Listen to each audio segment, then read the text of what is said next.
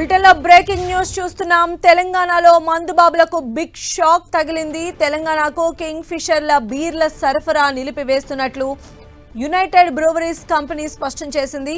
Telangana state beverage corporation limited బకాయిలు చెల్లించకపోవడంతో ఈ నిర్ణయం తీసుకున్నట్లు యూబీఎల్ ప్రకటించింది. తెలంగాణ ప్రభుత్వం బీర్ల ధరలను పెంచింది, కానీ తయారీదారులకు చెల్లించే బేస్ ధరను పెంచకపోవడంతో భారీ నష్టాలు వస్తున్నాయని యూబీఎల్ తెలిపింది.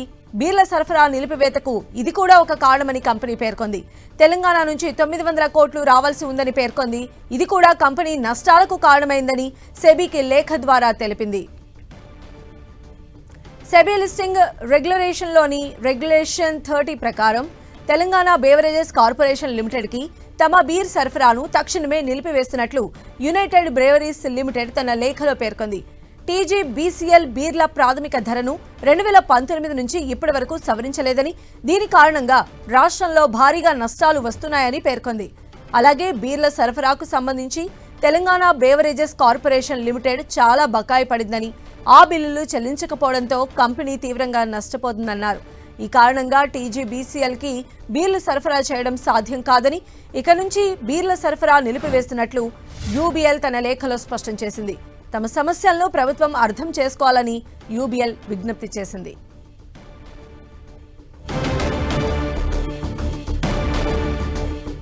మరిన్ని అప్డేట్స్ మా ప్రతినిధి కొండల్ అందిస్తారు. కొండల్, మొత్తానికి రేవంత్ రెడ్డి సర్కారు వర్సెస్ కింగ్ ఫిషర్ గా వ్యవహారం ముదిరిందని చెప్పుకోవచ్చు. రాష్ట్రంలో కింగ్ ఫిషర్ బీర్లను సప్లై చేయలేమంటూ కింగ్ ఫిషర్ కంపెనీ ఈ రోజు నుంచి బీర్లను సప్లైని నిలిపివేసింది. దీనికి గాను రేట్లు పెంచాలి, ధరలు పెంచాలన్నది ప్రధానమైన డిమాండ్ ను Kingfisher company Telangana Breweries Corporation Limited కు పలు దఫాలుగా కోరిన పరిస్థితి. అయితే 2019 నుంచి 20 వరకు ఉన్న రేట్లనే ఇప్పటి వరకు మేము కంటిన్యూ చేస్తున్నాం కాబట్టి మేము రేట్లు పెంచాలి, ప్రభుత్వం మాకు అనుమతి ఇవ్వాలని చెప్పి కోరిన పరిస్థితి. అయితే వీటికి ప్రభుత్వం ససేమిరా అంది. ఎందుకంటే మరింత ధరలు పెంచడం అన్నది సామాన్యులు, ముఖ్యంగా ఎవరైతే వినియోగదారుల పైన మరోసారి భారం పడుతుంది కాబట్టి దీనికి ఈ కింగ్ ఫిషర్ కంపెనీ కోరినట్లుగా దాదాపు 30% రేట్లు పెంచాలని కింగ్ ఫిషర్ కంపెనీ కోరినట్టుగా మనకు అందుతున్న సమాచారం. అయితే దీనికి ప్రభుత్వం అంగీకరించలేదు. ఈ పలు దఫాలు కింగ్ ఫిషర్ కంపెనీ లేఖలు రాసినప్పుడు కూడా రేట్లు పెంచలేము, పెంచడానికి అనుమతి ఇవ్వమని చెప్పి ప్రభుత్వం ససేమిరా చెప్పిన నేపథ్యంలో ఈ రోజు నుంచి బీర్ల సప్లైని నిలిపివేస్తున్నట్టు బ్రూవరీస్ కార్పొరేషన్ కు కింగ్ ఫిషర్ లేఖ రాసింది. అయితే కింగ్ ఫిషర్ యాజమాన్య డెసిషన్ తీసుకోవడం పట్ల అంటే దీని ఎఫెక్ట్ తెలంగాణ గవర్నమెంట్ కి ఏ విధంగా పడేటువంటి అవకాశం కనిపిస్తోంది? అంటే ఎక్సైజ్ ఆదాయం కూడా తెలంగాణ గవర్నమెంట్ కి చాలా ఇంపార్టెంట్ కాబట్టి ఇది ఆదాయం తగ్గేటువంటి అవకాశం ఉంటుంది కాబట్టి ఏమన్నా మాట్లాడి దీని ఒక సమస్యకు పరిష్కారం లభించే దిశగా అడుగులు వేసే ప్రయత్నాలు ఏమైనా జరగచ్చా?